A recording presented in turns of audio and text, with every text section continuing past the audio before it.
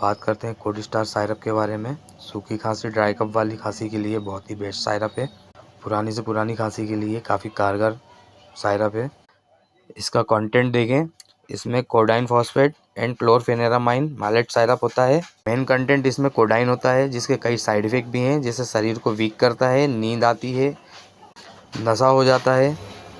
Mankind company का है। Mankind बहुत ही बेस्ट कंपनी है। यह एक नारकोटिक ड्रग है। कुछ लोग इसका इस्तेमाल नशे के लिए करते हैं। इसका यूज रात में सोते समय या अपने डॉक्टर की सलाह से ही करें। बात करते हैं इसके रेट की। 153 ₹153 प्रेजेंट टाइम पे।